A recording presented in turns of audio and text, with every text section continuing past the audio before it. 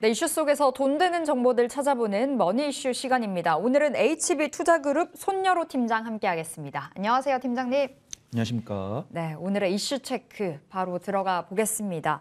자, 반도체 빼면 상장사 혹한기 속에서 실적 선방 좀 예상이 되고 있습니다. 그 안에는 자동차 2차 전지 플러스 조선주까지 오늘 체크해 보겠습니다.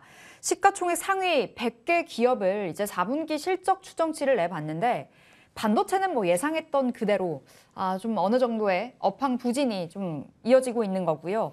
조선 그리고 2차 전지 자동차는 실적 선방할 거다라는 이야기 나와주던데요. 어떻게 바라보세요? 사실 뉴스의 예상대로 좀 결과치가 나오고 있다라고 판단되고 있고요. 어떤 경기 민감주의 대장이라고 한다면 이제 반도체랑 2차 전지가 있는데 어떤 2차 전지는 꾸준하게 시장이 커지고 있는 입장이기 때문에 실적은 확산세가 확인되고 있고 반도체 같은 경우는 시장이 위축될 것이라는 뉴스가 거의 뭐 오늘 처음 나온 것이 아니고 거의 6개월 전부터 나왔기 때문에 그러한 우리의 예상이 실제 결과치로 나오고 있다고 판단되고 있고요. 그중에서 지금 뉴스 본문에 뭐 2차 전지랑 조선 같은 경우는 선방을 했다라고 나오고 있지만 2차 전지는 조금 관심을 두고 지켜봐야 되는 것이 아닌가 그렇게 판단되고 있습니다. 지금 2차 전지뿐만 아니라 테슬라에 대한 투자분들의 우려들이 있기 때문에 실질적으로 우리가 우려된 뉴스에 실질적으로 그 결과가 나온다라고 하면 그 순간이 맥점이 될 수 있겠지만 반도체 같은 경우는 확인이 됐다라고 한다고 하면은 2차 전지 같은 경우는 3개월에서 6개월 정도 이제 뭐 적자로 전환된다 이런 부분이 아니고 우리가 2차 전지 투자할 때 실적 증가세를 보고 투자를 하잖아요. 그래서 반도체 같은 경우도 업황이 뭐 분기 실적 적자로 전환되기 전에 그냥 하루아침에 적자로 전환된 것이 아니고 성장폭이 줄어든 다음에 적자로 전환되기 때문에 2차 전지 같은 부분은 그렇게 지켜보시고 그래도 그 시가총액 상위 100개 중에서도 좀 공략해 볼 만한 섹터는 있어 보인다. 그렇게 좀 말씀드리도록 하겠습니다. 예, 어떤 섹터가 어떤 업종이 좀 공략해 볼 만한지 궁금한데 일단은 하나씩 질문 드려보겠습니다. 완성차 쪽으로는 대체 어떻게 봐야 될지 테슬라가 뭐 어디가 바닥일지 모르겠습니다. 뭐 연일 급락세를 연출하고 있어서 우리 시장에서도 영향 받으면서 완성차 안 가고요. 형님들이 안 가니까 부품주들도 못 가고요. 어떻게 해야 될까요? 우선은 좀 뉴욕 시장 테슬라의 주가의 바닥 맞추기는 사실 우리나라만큼 어렵다라고 좀 말씀드리도록 하겠습니다. 우리나라 같은 경우는 그래도 당연히 외국인 등록제로 이제 수급을 확인할 수가 있는데 뉴욕 시장 같은 경우는 그런 것들을 제공하지 않기 때문에 정말로 이제 차트나 이런 것들을 보고 판단을 해야 되거든요.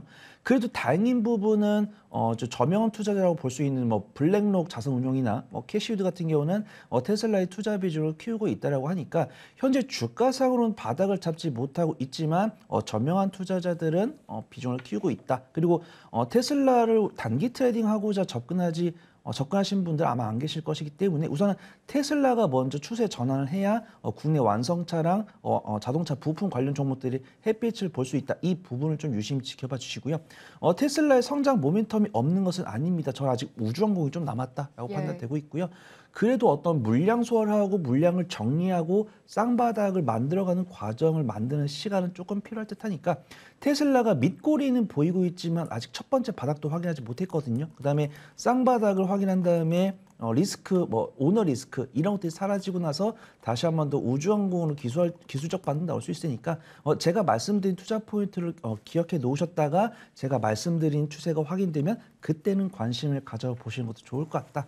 그렇게 좀 말씀드리도록 하겠습니다. 그러니까 테슬라가 어느 정도는 좀 살아나야 기대를 해볼 수 있다라고 답변을 주신 거고 저가 매수냐 관망이냐 여쭤본 건데 저가 매수도 아직은 아니다. 좀 지켜보자라는 관점에서. 지금 뷰는 관망을 드리고요. 예. 먼저 테슬라가 언제 바닥을 확인할 것이냐 이 의견 정말 분분합니다. 시장 자체가 뭐 내년 6월에 잡힐지 내년 하반기에 잡힐지 모르겠지만 어떤 주가는 사실 6개월 정도 선행한다고 하기 때문에 그 6개월과 12월 그 중간 시점 이제 좀 안전하게 보수적으로 제가 이 자리를 떠나도 시청자분들께서 안전하게 매매할 수 있는 시점을 좀 말씀드리고 간다고 하면은 보수적으로 잡는다고 하면 이제 6월과 12월 그 중간인 9월에 6개월 앞에서 점점 이제 맥점을 잡지 않을까 저는 예상을 하고 있고 예상이 변경될 수 있다는 부분들 좀 알아주시고 저는 그래도 쌍바닥을 보고 포트폴리오를 좀 확장시키는 게 안전하지 않을까 그렇게 보고 있습니다. 예. 일단은 좀 지켜보자라는 관점에서 답변 주셨고요. 자, 그럼 팀장님, 2차 전지는 어떻게 바라보세요? LG에너지솔루션 내년 실적 그렇게 좋을 거라는데 최근에 강하게 올랐다가 강하게 내려가고 있잖아요. 진입해 볼까요? 우선 기술적으로는 기술적 위치로는 접근이 가능하다라고 판단되지만 저는 이제 LG 에너지 솔루션도 역시 단기 트레이딩용 종목이 아니기 때문에 내가 정말 접근해도 되는지 이 안전한 확신은 들고 해야 되거든요. 그래서 제가 누누이 몇 년째 말씀드린 부분은 시가총액 상위 종목이고 단기 종목이 아니고서는 쌍바닥을 확인해야 되고 그 부분을 보고 안심하고 외인과 기관이 들어오는 모습을 좀 확인하고 좀 매수를 해보는 게 좋을 것 같다고 판단되고 있고요. 그나마 테슬라와 LG 에너지 솔루션이 다른 점은 LG 에너지 솔루션 실적 악화에 대한 부담감 좀 덜하다는 부분. 그렇기 때문에 좀 매수 시점을 좀 빨리 할 수 있고 그나마 빨리 수익을 가져갈 수 있다. 그 부분을 좀 긍정적으로 보고 있고요. 일단 기술적으로 봤을 때는 제가 예전에 LG 에너지 솔루션 한 44만 원 이하에서 접근해 보셔도 좋을 것 같다라고 말씀을 드렸던 기억이 아마 9개월 정도 전에 있었던 것 같습니다. 9개월 만에 62만 원 갔다가 이제 45만 원까지 오고 있는데 일단 수급 동향을 볼 줄 모르시는 분들은 좀 안전한 가격대가 얼마냐라고 물어보신다고 하면은 한 43만 원, 42만 원 이 하단부에서 좀 매수해 보시는 게 좋을 것 같고요. 혹시라도 이 가격대가 오기 전에 외인과 기관이 사면 매수를 해봐도 좋을 것 같다고 판단되고 있고요. 뉴스나 수급 동향, 전 수급 동향 좀 유심히 지켜보셔야 될 것 같다. 그렇게 좀 말씀드리도록 하겠습니다. 예, 역시 뭐 기술적으로 봤을 때는 뭐 무리 없겠지만 안전하게 확인하고 가자라는 관점이신 거고 42, 3만 원 괜찮다. 그리고 외국인들의 매수 시그널 들어오면 그때도 괜찮다. 이렇게 정리를 해보겠습니다. 그럼 2차 전지 관망, 완성차 관망으로 답변 받은 거고요. 조선주는 관망인가요? 기회인가요? 사실 세 가지를 말씀드렸는데 한 가지가 안 나왔으면은 이건 긍정이겠죠. 그래서 뉴스를 보시면 아시겠지만 이제 조선 관련해서는 올해 중반부터 좀 실적에 대한 기대감이 많이 있었습니다. 근데 실적에 대한 기대감이 있었지만 매크로 변수가 나오면서 외인과 기관이 조금 떠날 수 있는데 확실하게 조선주 관련해서는 내년에 실적이 조금 괜찮을 것이다라고 보고 있고요. 일단은 올해 초부터 LNG선에 대한 수주가 꾸준하게 들어왔기 때문에 우리나라 조선 탑 3사들의 수주가 얼마나 많이 들어왔는지 아실 겁니다. 근데 이런 것들이 그러면 그 수주가 확실하게 실적으로 반영될 것이냐 이 부분을 저한테 확신을 못 드리지만 들어올 가능성이 높다. 그래서 현대 미포주스, 현대 계열 중공업 관련 종목들은 올해 연간 실적 기준 흑자 전환 가능성이 높고 분기 실적 기준으로는 재무 가치가 개선되고 있는 부분들이 있기 때문에 조선주 같은 경우는 좀 긍정적으로 보셔도 좋을 것 같다고 판단되고 있고요. 어떤 밸류에이션 측면에서는 저평가 영역이 있다는 것들 아마 다 아실 거고 수급 동향을 보더라도 오늘 같은 경우는 외인과 기관이 조금 매도세를 보여주고 있지만 최근 5거래일간의 매수한 금액에 비하면 정말 적기 때문에 현 하방은 좀 지지할 가능성이 있다라고 판단되고 있고요.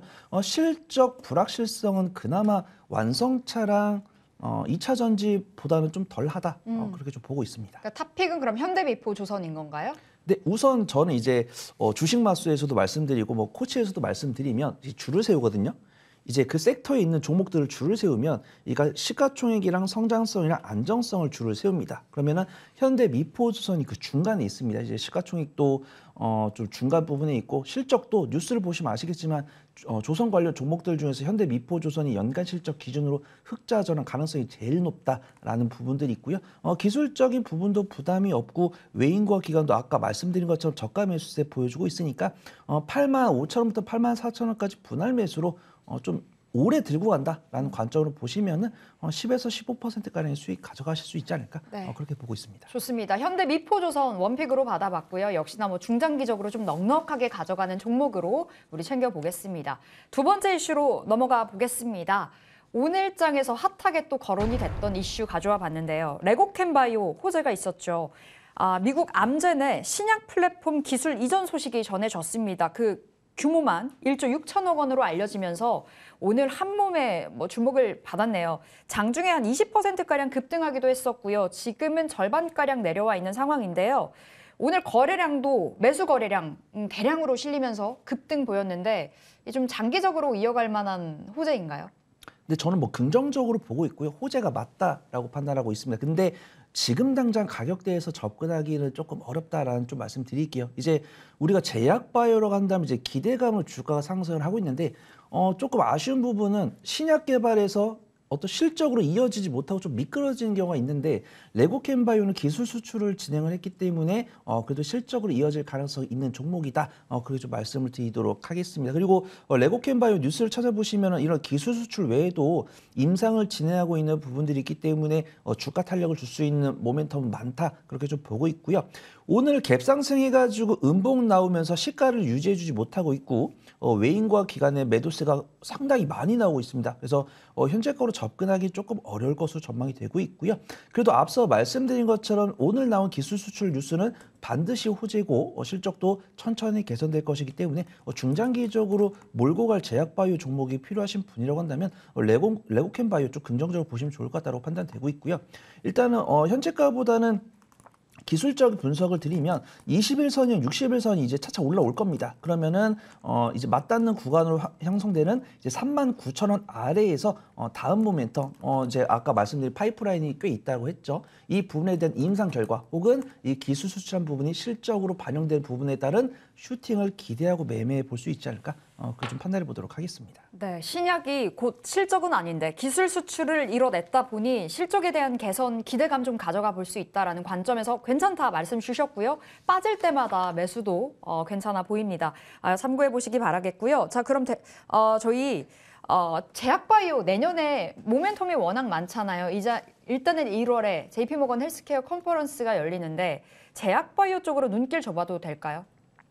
저는 뭐 긍정적으로 보고 있고요. 이전에는 그래도 어떤 코로나19나 이런 것들로 이제 실적이 실제 나오고 있는 제약주를 긍정적으로 보고 있는데 사실 바이오 기업들은 잘 안 움직이더라고요. 그래서 그렇게 주의 깊게 보지 않았는데 최근에 수급병이 굉장히 좀 개선되고 있는 모습들 보여주고 있습니다. 그래서 뭐 삼성 바이오로직스나 셀트리온이나 한미약품 이런 종목들이 있는데 사실 방송 나오는 전문가가 그렇게 무거운 종목 말씀드리면은 시청률이 떨어집니다. 그래서 제가 가벼운 종목 하나 준비를 해왔는데요.